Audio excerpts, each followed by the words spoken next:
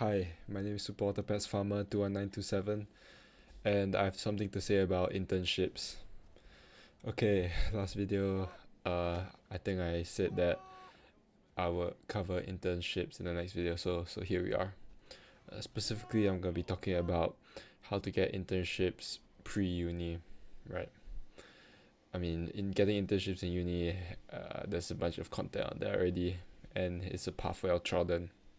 But internships before uni, in the past probably restricted to a select few via nepotism or connections or people of privilege or people who just got lucky. So I'm going to talk about how to get internships before uni.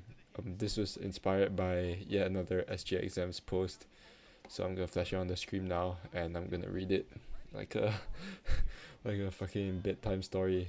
I'm so sorry if today's gonna be a quick video. I'm feeling quite under the weather and also I'm tired as shit. I'm gonna be taking a nice rest after this. Okay. Genuinely, how are 16-year-olds getting internships? Question mark. I know 16-year-olds interning at top law firms, shadowing doctors, doing paid internships at other top companies, and so much more. Genuinely, how? I'm 16 too, just completed O's, and I'm completely lost on how to secure internships. But also, I mean, what can you possibly learn at 16 with no qualifications whatsoever and internship? And what do the companies gain in return by having an extra burden follow them around throughout the day? And before you say personal connections, relatives, blah blah, I know some of them don't even have any connections at all. So I'm really wondering how are they getting these opportunities at such a young age? Anyone who has any internship experience want to share how you got these opportunities? Cold emailing? Question mark. And what do they even look for in students? Question mark. All right, let's dissect this once again.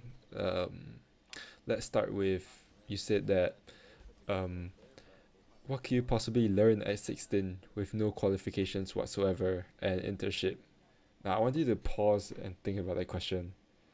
You're asking, what can someone who knows nothing learn in an environment which is unfamiliar to them? Like, they can learn a lot. It's such a dumbass question, right? The the less you know, the more you get to learn. I think what this guy is trying to say is, especially for fields which require more technical expertise, for example, you know, coding or medicine, if you don't have that baseline level of technical experience, for example, some biology knowledge, it might be hard to follow along with the medical procedures or whatever shadowing internship you're doing. And that's true. Like, the more skills you have or the more experience you have in the profession that you're interning in, the more you'll be able to keep up. But that doesn't mean that you can't learn anything, right? If you don't know anything. Um, I feel like one of the biggest things that you get to learn during an internship is actually not the skills, right? It's not the skills. Instead, it's just be in the moment and figure out, whether that life is for you, or rather whether that career is for you. I mean, let's be realistic, right? You're probably gonna be interning for like 1 month, less than that. Bro, 1 month is not enough for you to contribute meaningfully to any company. I promise you, 1 month is not enough. Okay, you're gonna spend like 1 week onboarding, another 1 week meeting people, following people around, just doing a bunch of jack shit. It's only until like the second or third month, you start getting into the flow state. Um, and this from someone who has done like 3 internships at this point, before entering uni. So I'll talk more about that later. So don't be too caught up in like, oh, I need to learn this skill or I need to contribute this thing. Like, chill, bro, chill.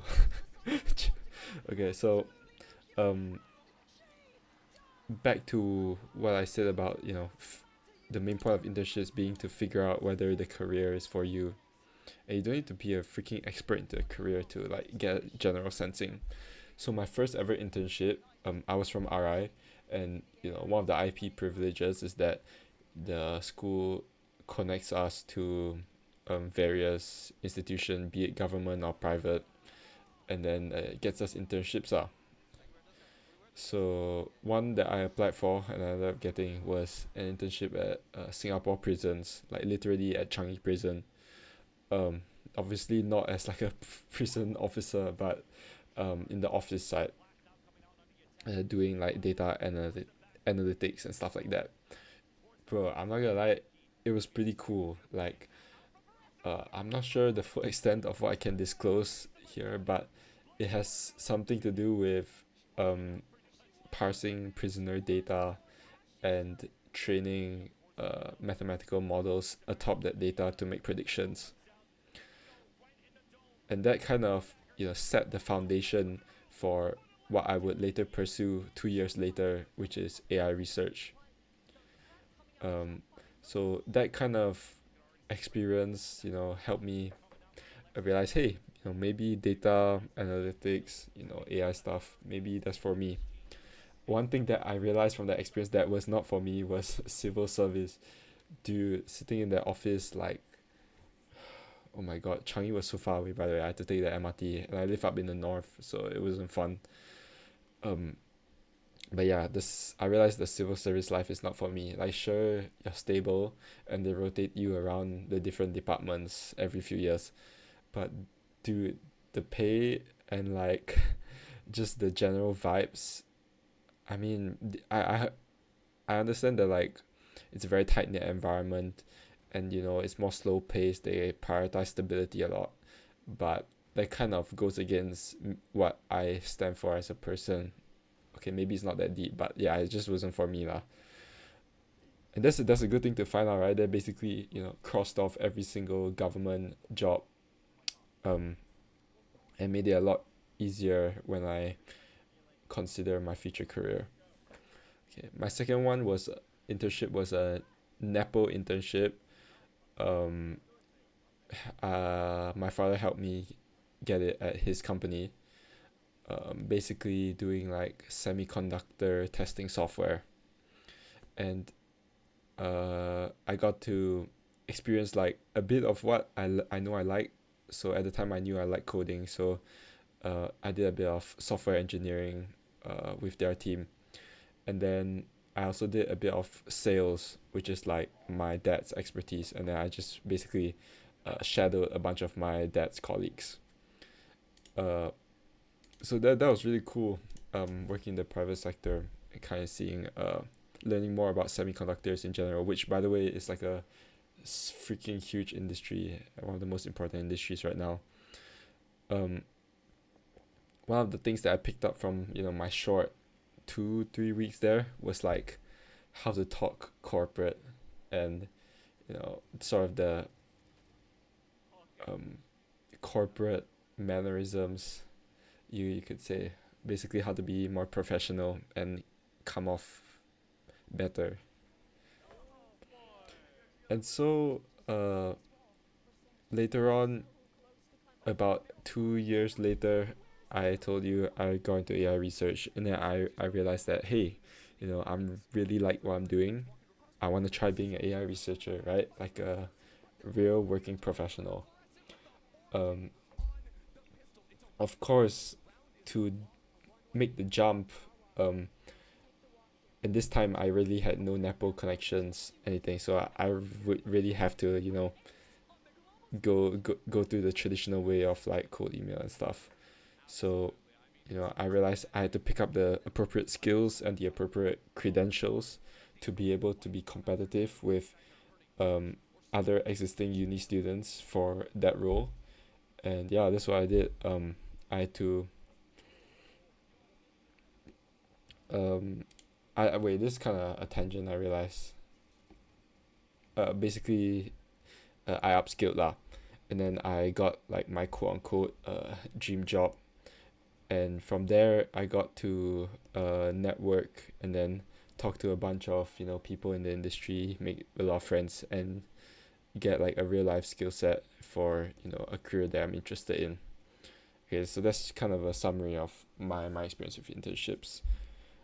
Um, and so from from the list of like benefits that I've just listed on my various internship journeys, I hope this answers your question. You can actually learn a lot from an internship. You don't want to end up doing something like, or picking a uni major that locks you into a certain career which you end up not liking. Doesn't that just sound like hell? No, no. Okay, next question. You say, and what do companies gain in return by having an extra burden follow them around throughout the day? Okay, now when you're 16 years old, it's true that you probably won't have much of the relevant skill set uh, necessary for the role, or to contribute rather. And being like in reality, actually, one of the reasons that companies partner with IP schools to give kids like the chances to be interns, or like why like you said, some of your peers have been getting these opportunities, is because um of just goodwill in general. Like, you would be surprised at the amount of like working people who are willing to help those younger than them, because they see a younger, more inexperienced version of themselves in them. People aren't cold, okay? People have hearts, and I think, like, from my experience of talking and networking over many years, I realized that a lot of working adults, be it 30 years old, 50 years old, they're actually, a good majority of them are actually uh, willing to be very helpful to juniors the younger they are. Of course, besides goodwill, other reasons are like good PR, or if they know that this school produces a lot of um, good graduates, then they wanna let them have some experience, so that after they grow up, then they can come back to the company and stuff like that. Uh, and so I want to talk a bit more about the internship meta. Okay, so this is a bit unrelated to your question. I'm gonna jump outside the context of 16-year-old interns, and just like a more general landscape of what's going on in the job market right now. So increasingly, throughout many sectors, there is a vast decrease in junior roles. Now, what do I mean by this? Entry level jobs, which you're a paid employee of the company on a salary, and you get your bonuses and your protections and whatnot. There's been a severe decrease in these roles because of what I'm about to describe, the internship meta. Basically, these companies are starting to open a bunch of internship positions. Why? Because compared to junior roles, interns are cheaper. Uh, like, they are literally being paid slave wages.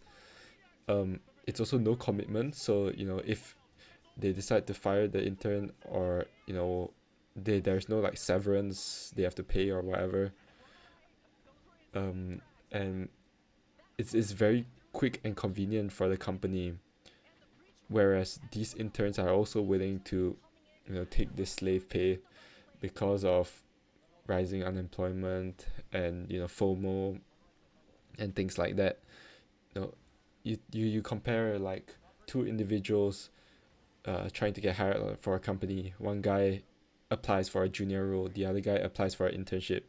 Which one from the company's POV would you hire to do the exact same job? Dude, intern any day, bro. Because if later on you figure out you don't even need this role, you just, or the intern's not cutting it, you can just cut him off, and there's basically no repercussions for the company.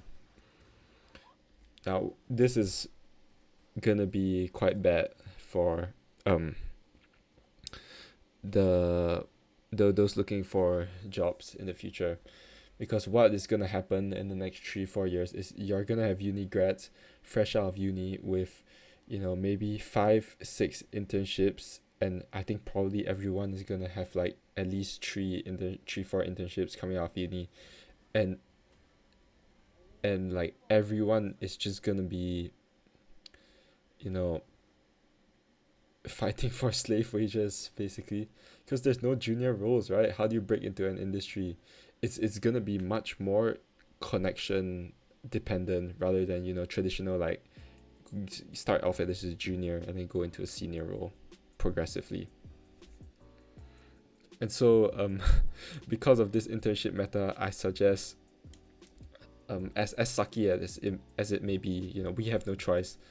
Like, as a, you know JC student, if you want to go for an internship, I won't say that it's bad. Like, everyone's gonna have to get it in eventually, so it's good to have a head start.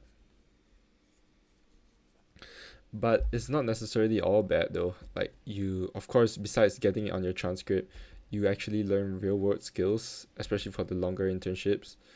When you are able to provide more value to the company, you're more likely to be hired for a full time role. And also, many companies, like tech companies, they actually are starting to take interns to cultivate them into full time talent. So that might be another path that you can go down. Okay, last question. How do you get internship without nepotism? Okay, so I'm gonna go through um, the three main ways. Okay, first way is cold email slash cold DM. So, and this one is really like, I call it the spray and pray method. Like, my friend, I know he just sent out like 200 cold emails and he just got 2 internships back to back. So, but it really just takes one, right? Um, there is a way to write cold emails and cold DMs, but the main thing you have to keep in mind is like you have to hustle. You can't be like, sending one a day. That one a day is not enough, bro. You gotta be pumping pumping that shit out. If you see a company advertisement and you think you're intrigued by the company, dude, just send a cold email. What's the worst that happens, right? You lose nothing, but you can gain everything. Generally, cold emails and cold DMs, they go something like this. This how I write them. I've written quite a few, probably like 30 to 50. Um, Firstly, do your research to find a relevant, one sentence opener. Like, hey, I saw your company did blah blah blah. Next one is be clear on who you are. So show some social proof or credentials. And then lastly, make the email about them. So don't phrase it as, I want to learn XXX at your company. No, no, no, no, no. They don't care about you learning, bro. You are there to help them. Tell them what you can contribute to them. It doesn't matter if you don't have any skills in secondary school. You have a mouth, right? You can talk, right? Say, I'm a good communicator. I'm a good team player. You pass me any software that you want me to learn, any skills that you want me to learn. I'll learn it on the job. I'm, quick. I'm adaptable. These type of things. Next way you can get internship without nepotism is networking. Okay, so this can be, IRL through like IRL networking events or different events within your field. So personally, my field is AI research. So there's this website called lu.ma, lu.ma, and then people regularly post get-togethers for AI researchers on that website, and then sometimes I attend and I meet some cool people there, and then we end up being good friends later on. Also, another way is like just joining the online communities. So, for example, Discord, Slack. I think this is less applicable to like the law and the medicine, but Discord and Slack, like these online communities, are probably more relevant to like tech, um, maybe education. Not sure. Okay, and then the last way is online presence.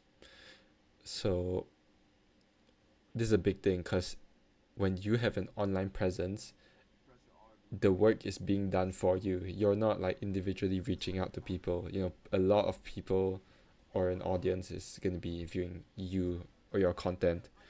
So the most obvious way is through social media, right? If you have a social media and you post about the things that you like to do, could be career oriented, could be personal oriented. So it's very good exposure. And you can think of like a lot of millennials are in the workforce right now, right? So they'll probably be doom scrolling. They might come across your profile, who knows.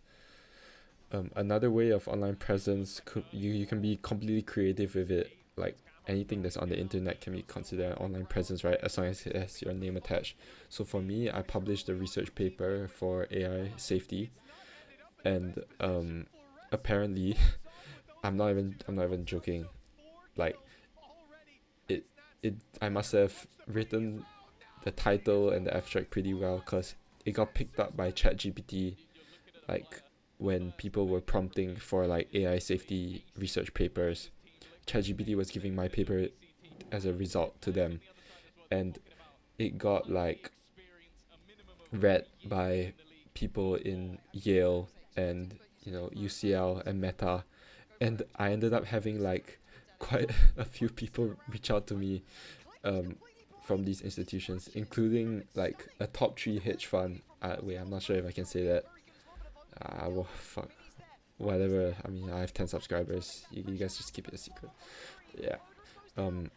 So you would genuinely be amazed, like what an online presence could do for you. Okay. Anyways, that's it. Quick, shorter video today. Well, actually, it wasn't short at all. It was 20 fucking minutes. Fuck me. But thank you guys for watching. I'll see you next time. Bye bye.